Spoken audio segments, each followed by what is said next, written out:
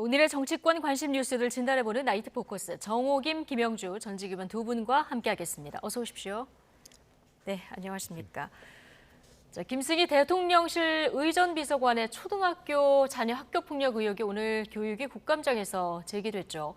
교육위 야당 간사인 김영호 의원이 구체적인 의혹을 제기했고 또 사건의 처리 과정도 납득할 수 없다 이렇게 주장을 했는데요. 김영호 의원 발언부터 듣고 이야기 풀어가겠습니다.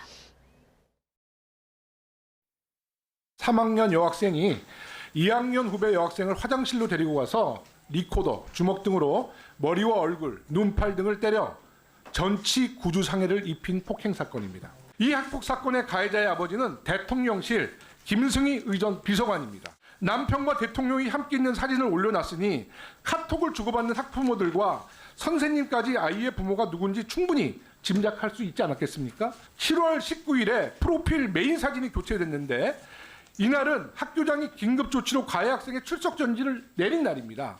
혹여라도 이 사건이 이동관, 정순신처럼 권력에 개입하지 않을까 의심의 눈초리가 있는 것입니다. 더 적절치 못한 건 그 가해자 어머니의 진술이에요. 아이의 이런 행동을 일종의 사랑의 매라고 생각했다고 기술한 겁니다. 네, 아이의 행동을 사랑의 매라고 생각했다고 이렇게 기술했다는 것이 참 놀랍다. 마지막에 이 얘기 듣고 오셨는데 그러니까 김승희 의전비서관의 초등학교 3학년 자녀가 2학년 학생을 화장실로 데리고 가서 폭행을 했고 전치 구주의 상처를 입혔다는 건데 오늘 하루 종일 좀 파장이 컸습니다. 네, 이거 굉장히 자극적인 쟁점인데 아마 이 학교 폭력과 관련해서 피해자 측에서 야당에 제보를 한 것 같습니다. 그래서 이 사건이 지금 이제 일파만파로 여론을 지금 자극하고 있는데 몇 가지 측면에서 볼 수가 있는데 이게 이제 자녀 학폭과 관련된 문제인데 사실은 정부는 이 자녀 학폭과 관련해 가지고 상당히 민감할 수밖에 없습니다. 이미 이제 여기 진술에도 나오지만 이동관, 정순신 사례가 있기 때문에 네. 이번이 세 번째라는 인식을 하게 되거든요. 그 점 때문에 상당히 이제 민감한 측면이 있고요. 그 다음에 두 번째로는 이 김승희 의전 비서관과 관련된 문제입니다. 사실 의전 비서관이 바뀔 때 상당히 논란이 있었습니다. 외교관 출신 비서관이 뭐 경질은 아니라고 하나 사퇴하고 외교관 출신이 아닌 그러니까 전례를 깨뜨리고 김승희 수석 행정관이 의전 비서관이 되는데 이 사람의 경력에 대해서 별로 알려진 바가 없이 김건희 여사와 모 대학원의 최고위 과정을 같이 했다라는 게 부각된 그 대표적인 인물입니다. 그러다 보니까 이것이 자녀 학폭과 관련해 갖고 굉장히 휘발성이 큰 그런 쟁점으로 지금 부각됐고 또 야당은 이제 그것을 상당히 이제 확산할 수는 지금 경향을 보이고 있고요. 세 번째로는 바로 이것이 권력의 배후가 있다라는 식의 그 야당의 주장이 매우 이제 그 자극적인 이유가 이 부인, 그러니까 김승희 비서관의 부인이 자기 카톡 사진으로 지금 그 자기 남편과 대통령이 함께 있는 사진을 올려놨다라는 거잖아요. 그것 때문에 학교에서 이 문제가 된 학생을 제재하는데 또는 징계하는데 좀 주저했던 게 아니냐라는 의심을 받기에 충분하기 때문에 그리고 이러한 것들 그리고 아이가 지금 뭐 전치 구주의 피해를 받았는데 그 비서관의 부인이 사랑의 매라고 말했다라는 것이 여론을 상당히 자극하면서 마치도 이것이 어떻게 보면은 그 정부의 어공이라고 할 수가 있죠.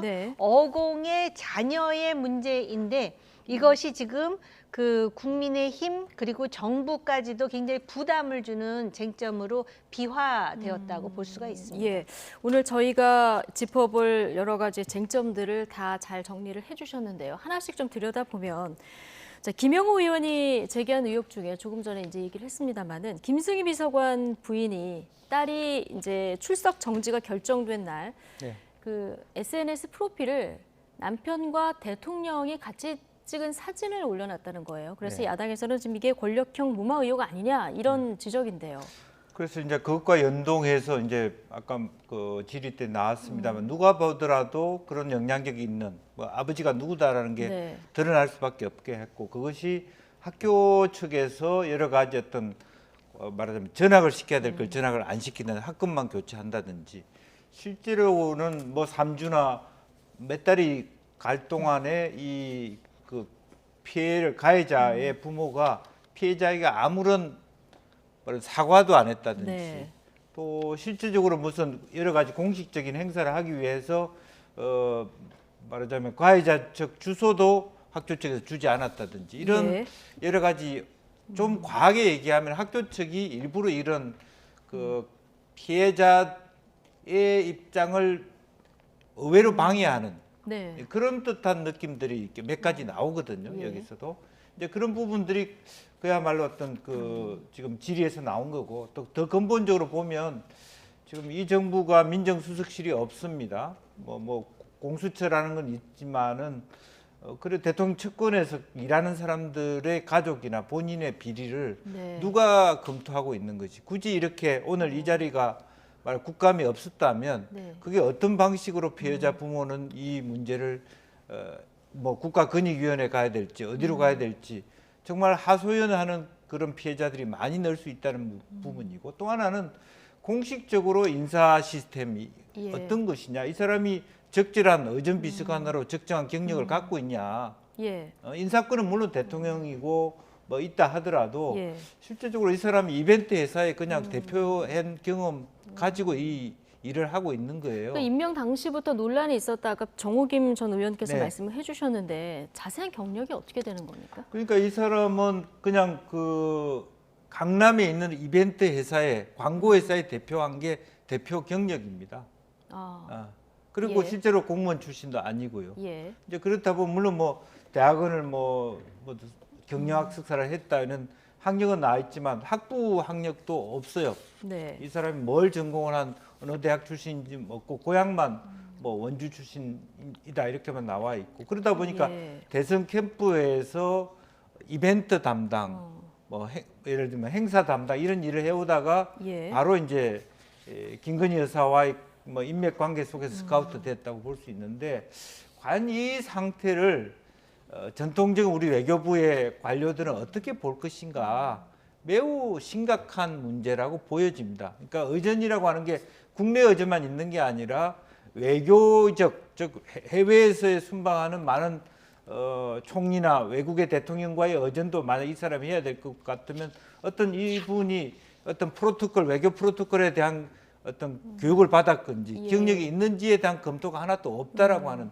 매우 심각한 문제가 발생될 수 있다는 거죠. 그러면 예. 뭐 그 대통령하고 친구라는 사람이 뭘 하고 뭐 부인하고의 뭐 학교를 같이 다닌 사람이 뭐 하고 이렇게 다 되면 국민들이 보기에 과연 이게 제대로 된 리크루트먼트 시스템이 있는 건지 예. 또 결국에 그 부담은 한동훈 장관한테 갈 거예요. 인사에 대한 검증을 제대로 검증들은 못했다. 예. 법무부가 하기로 했다면 이 부분은 과연 그냥 프리패스 되는 거 아니냐. 예. 이제 그런 측면에서 지금 현재 총선 지나면서 많은 사람이 또 나오고 또 썰물처럼 또 들어갈 텐데 그것은 누가 다 정리하고 있느냐.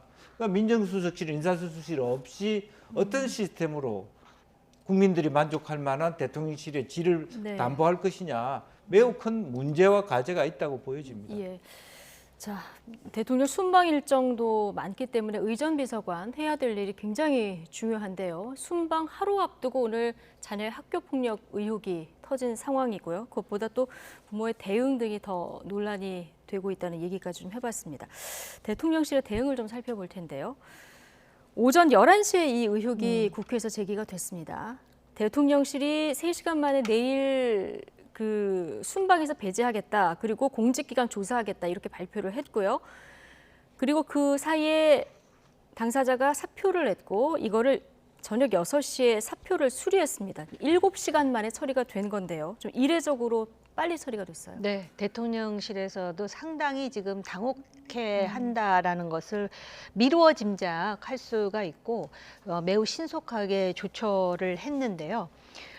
그런데 사실 이 사람이 별정직이기 때문에 네. 사표를 내면 이게 지금 어떠한 경과를 지금 그 거쳤는지에 대해서 조사하기가 쉽지 않다고 합니다.